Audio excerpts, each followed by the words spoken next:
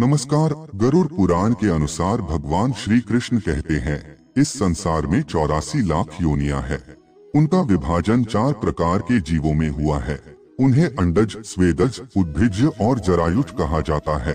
84 लाख योनियों में से 21 लाख योनियां अंडज श्रेणी में आती है और बाकी की योनियां स्वेदज, उद्भिज और जरायुज में आती है। मनुष्य की योनि जरायुज श्रेणी में आती है। इन सभी प्राणियों में मनुष्य योनि ही सबसे अधिक दुर्लभ होती है।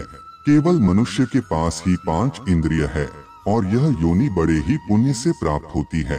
आहार, मैथुन, निद्रा, भय और क्रोध ये कर्म संसार के अधिकतर प्राणियों में पाए जाते हैं, किंतु विवेक सभी में परम दुर्लभ है। यह केवल मनुष्य जीवन में ही प्राप्त होता है। 5 महाभूतों में प्राणी श्रेष्ठ है। प्राणियों में बुद्धिजीवी श्रेष्ठ है और बुद्धिजीवियों में मनुष्य श्रेष्ठ माना गया है। मनुष्य जन्म प्राप्त करके भी जो स्वर्ग अथवा मोक्ष को प्राप्त नहीं कर पाता है, वह मनुष्य निश्चित ही मूर्ख है। उसने मनुष्य जीवन पाकर भी पशु की भांति जीवन जी लिया। 100 सिक्कों वाला मनुष्य 1000 सिक्कों की इच्छा करता है। 1000 वाला लाख की इच्छा करता है। जो लक्षाधीश है वह राज्य की इच्छा रखता है। जो राजा है वह संपूर्ण पृथ्वी को अपने वश में करना चाहता है। जो चक्रवर्ती नरेश है वह देवत्व की इच्छा रखता है और देवत्व प्राप्त हो जाने पर वह देवराज इंद्र का पद पाने की अभिलाषा रखता है। देवराज होने पर भी वह ऊर्ध्व गति की कामना करता है, फिर भी उसकी तृष्णा शांत नहीं होती, अर्थात उसकी और भी अधिक पाने की भूख शांत नहीं होती है। जो व्यक्ति तृष्णा से पराजित होता है वह नरक में जाता है और जो लोग तृष्णा से मुक्त है अर्थात सदैव ही संतुष्ट रहते हैं, उन्हें उत्तम लोक की प्राप्ति होती है। श्री कृष्ण कहते हैं, जो प्राणी अपनी आत्मा के अधीन होता है वह निश्चित ही सुखी है। जो मनुष्य अपने इंद्रियों के मोहजाल में फंस जाता है उसका अनर्थ अवश्य ही हो जाता है। मनुष्य बाल्यावस्था में अपने माता पिता के अधीन होता है, युवा अवस्था में वह स्त्री के अधीन हो जाता है और अंत समय निकट आने पर वह पुत्र और पौत्र के मोह में फंस जाता है। वह मूर्ख कभी किसी अवस्था में आत्मा के अधीन नहीं रहता। लोहे की सलाखों में बंधा हुआ मनुष्य भी मुक्त हो सकता है, किंतु स्त्री और पुत्र के मोह में फंसा हुआ मनुष्य कभी मुक्त नहीं हो पाता।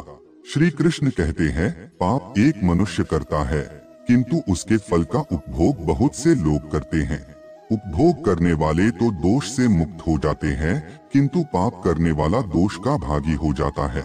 इस संसार में कोई भी प्राणी मृत्यु पर विजय प्राप्त नहीं कर सकता। इस मृत्यु लोक में प्राणी अकेला ही पैदा होता है, अकेले ही मरता है और अकेले ही पाप और पुण्य का भोग करता है। उसके परिवार के लोग उसके मृत शरीर को लकड़ी के ढेले पर डालकर परामुख हो जाते हैं।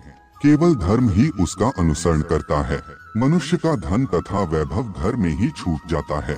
मित्र तथा बंधु बांधव शमशान में छूट जाते हैं। उसके शरीर को अग्नि लेकर जाती है। केवल पाप और पुण्य ही उसकी आत्मा के साथ जाते हैं। श्री कृष्ण कहते हैं, सूर्यास्त तक जिसने द्वार पर आए याचक को धन का दान नहीं दिया तो न जाने सुबह होने पर वह धन किसका हो जाएगा। अगर मनुष्य ने अपने भाग्य से प्राप्त हुए धन का खर्च धर्म कार्य में नहीं किया, श्रेष्ठ विद्वानों और याचकों को दान में नहीं दिया, तो उसका धन यह रटता रहता है कि मेरा स्वामी कौन होगा। जो मनुष्य श्रद्धा पूर्वक धन का दान करता है वह धर्म को धारण करता है। धर्म से ही अर्थ और काम की प्राप्ति होती है। इसीलिए मनुष्य को सदैव ही धर्म का आचरण करना चाहिए। धर्म ही मोक्ष प्रदान करता है। श्रद्धा से रहित की गई पूजा, यज्ञ और दान न तो इस लोक में फल प्रदान करता है और न परलोक में। उसका संपूर्ण पुण्य नष्ट हो जाता है। इसीलिए श्री कृष्ण कहते हैं कि यह मनुष्य शरीर बहुत ही दुर्लभ होता है। इसका कभी दुरुपयोग नहीं करना चाहिए। इसका सदुपयोग करके स्वर्ग की प्राप्ति करनी चाहिए अथवा मोक्ष को प्राप्त कर लेना चाहिए, अन्यथा अन्य योनियों में भटकना पड़ता है। तो दोस्तों, उम्मीद है आपको यह जानकारी अच्छी लगी होगी। वीडियो को लाइक जरूर करें, साथ ही चैनल को सब्सक्राइब करें।